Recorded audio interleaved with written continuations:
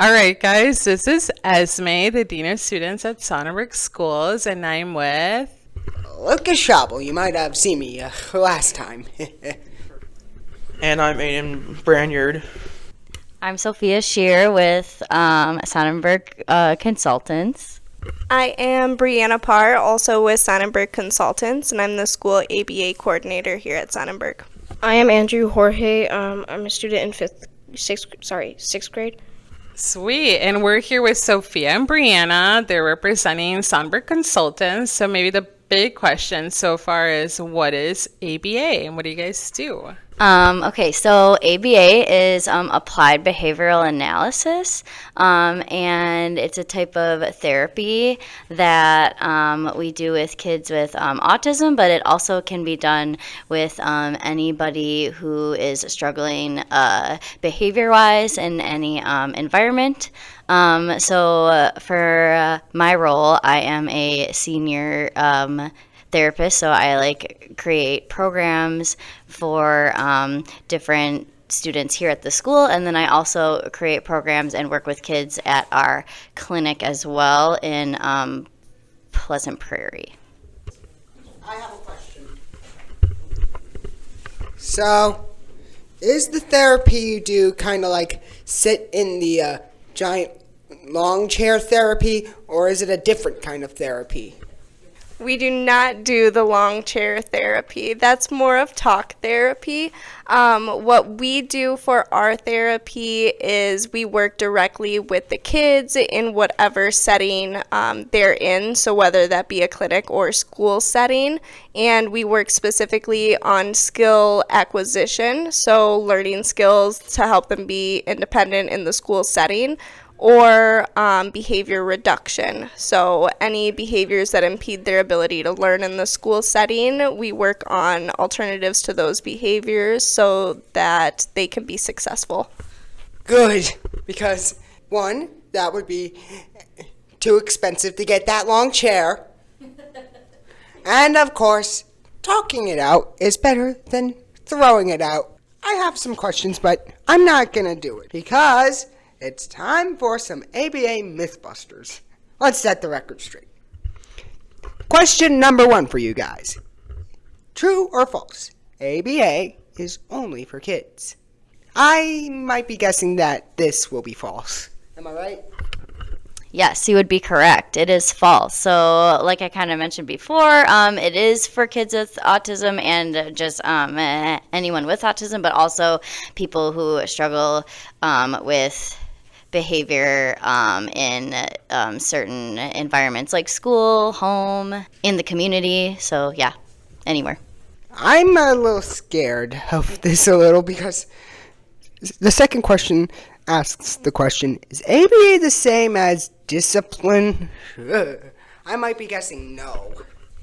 ABA is not the same as discipline, and we prioritize reinforcement over punishment procedures, so that looks like rewarding positive behaviors versus punishing negative ones. Good, because sparing the rod and spoiling the child will not be this school's best strong suit. But do students in ABA programs get treated like the way of the future, aka robots? No, they do not. We kind of take what each person kind of enjoys or likes and kind of shape therapy around that. So if you really like animals and stuff, we kind of use that to our advantage.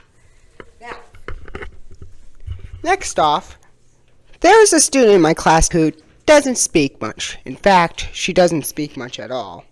But can ABA help her if she's nonverbal?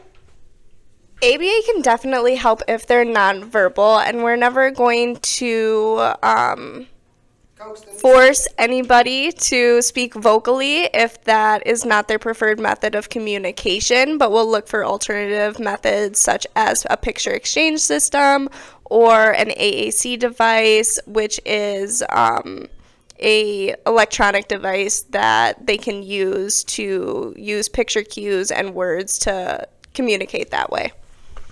Now, my last question for you two ladies Is ABA only for autism, or is it for other things like ADD, ADHD, that type of stuff? Yeah, so ABA is not only for autism. So yeah, you can have autism, ADHD, all that stuff. And we help people kind of we help people just learn how to like communicate in their environment, act like socially in the environment, and also reduce behaviors in certain environments. But no, it's not only for people with autism. Oh, thank you, ma'am. Well, let's turn it over to Aiden, who's got some toolbox talk for us. Thank you, Lucas. So let's open the toolbox. These are strategies that help students succeed. And the first question is, what's a simple ABA strategy anyone could use? I think there's lots of different ABA strategies that anybody can implement. I think the easiest one would probably be the usage of reinforcement for positive behaviors. So say that you really don't want to do your homework, but you know that if you do your homework, then mom will let you play video games afterwards. So you do your homework so that you get access to the video games afterwards. Okay. How do prompts and reinforcements actually work? Yeah, that's a good question. So prompting is kind of like us helping and assisting with like different skills that we try to teach.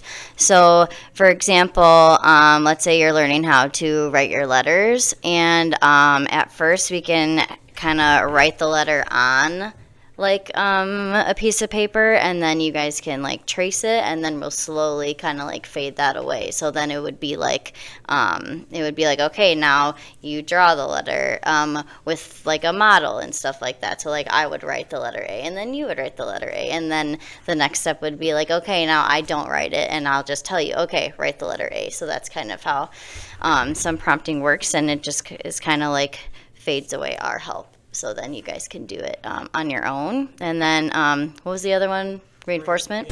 Reinforcement is when you earn something for doing a positive behavior, and then it increases that positive behavior in the future. So like Bree was saying, if you do your homework, you get to play video games. So then in the future, you're like, oh, I want to play video games, so I'm going to keep doing my homework so I can play video games. That is good, but how do you fade support so students gain independence fully? So to be able to make sure that our students are able to gain independence eventually fully over onto them is that we systematically fade out those prompts to be the least restrictive method, and we also generalize all of the skills that we teach across. Instead of them receiving that instruction from us, we fade that out to receiving that instructions from the teacher.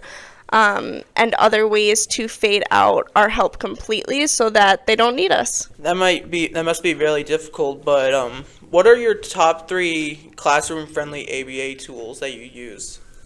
Ooh, I think one of my number one things is a timer.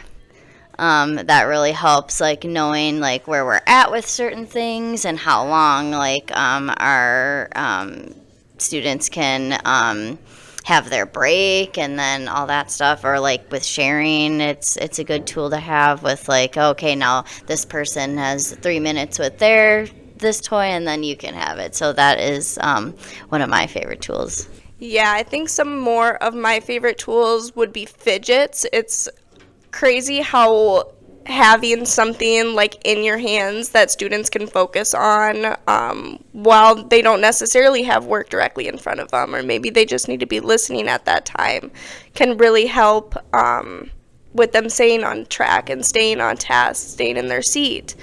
Do you have any more? No, I don't think so. Okay, that's our favorites.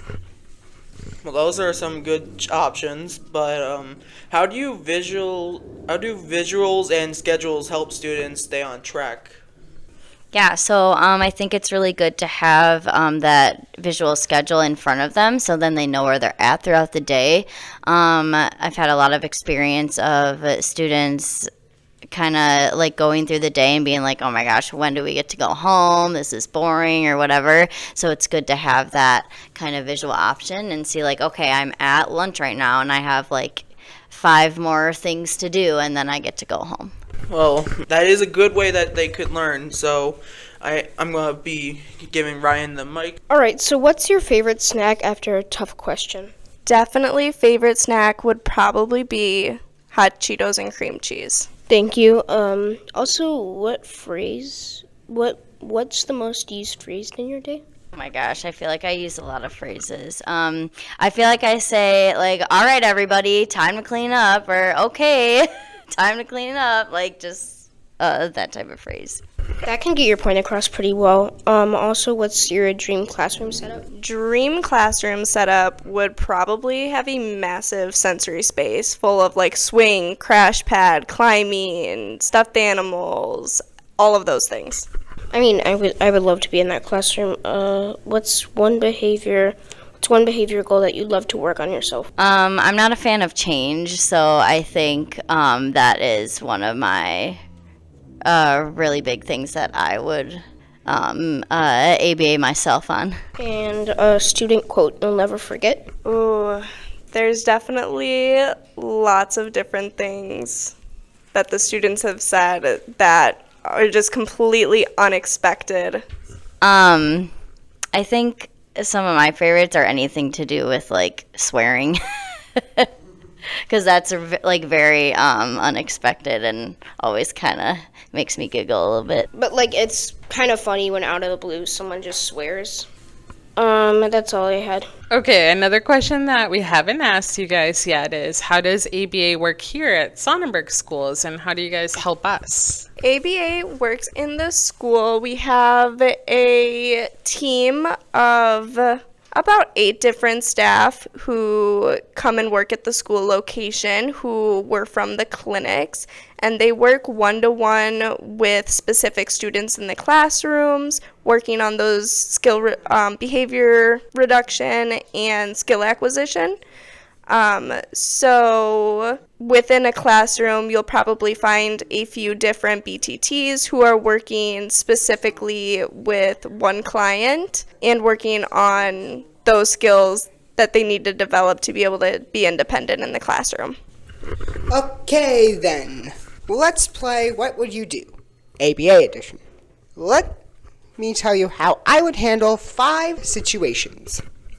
Now, a student throws their pencil and says, "I'm done!" in the middle of class.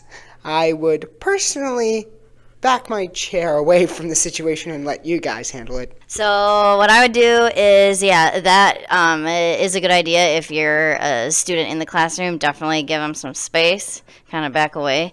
And then, I would just kind of go in and maybe ask them kind of if they need help or what kind of like the problem is with like the work that they're doing.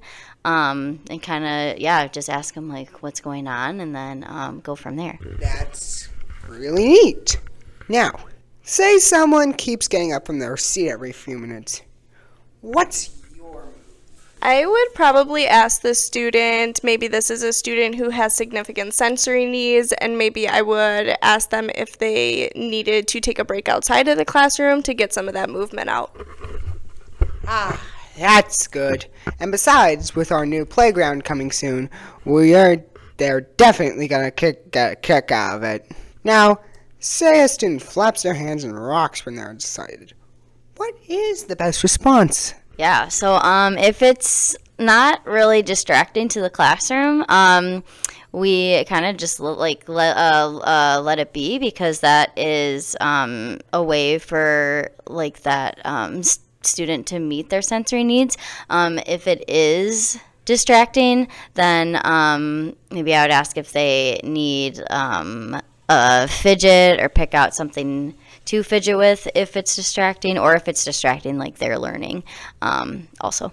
Nice response, guys. Now, next off, you introduce a new coping skill, like, for example, deep breathing, but they don't want to try it. Now what? I think if they don't want to try that specific coping skill, that's fine. I'm all for trying things at least once, but the whole point of coping strategies is that it's going to help them cope, and if they don't prefer that coping strategy, then we'll find one that does work.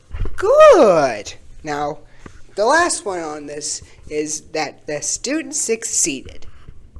Now, what do you reward them with? Okay, so if a student meets like all of their goals, then that means that they don't need ABA anymore at that time. So then we fade them out. But if they just kind of mastered one goal, then we kind of look at what the next step is. But if they meet like all of their goals, then that means they can graduate. Neat, but I actually have a little surprise for you guys.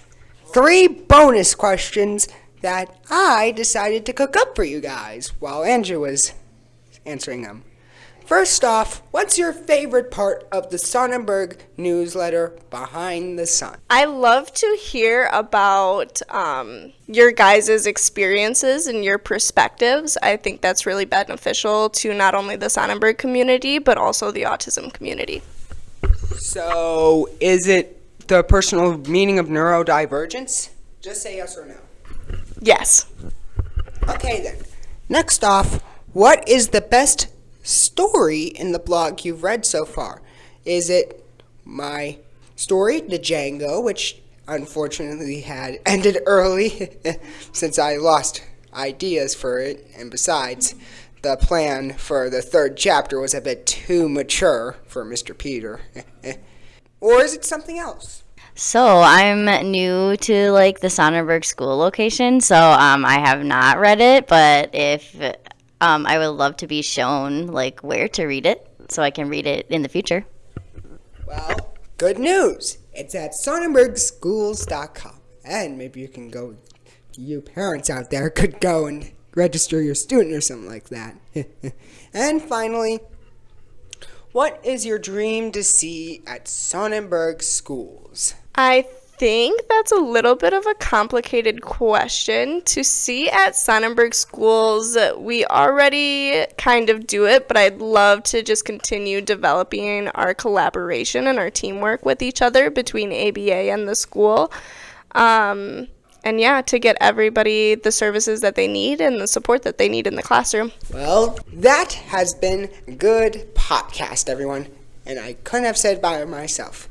I'm signing off for Andrew, Aiden, Esme, our lovely special guests, and Lucas Schabel, myself. Have a good day, everybody. Wink.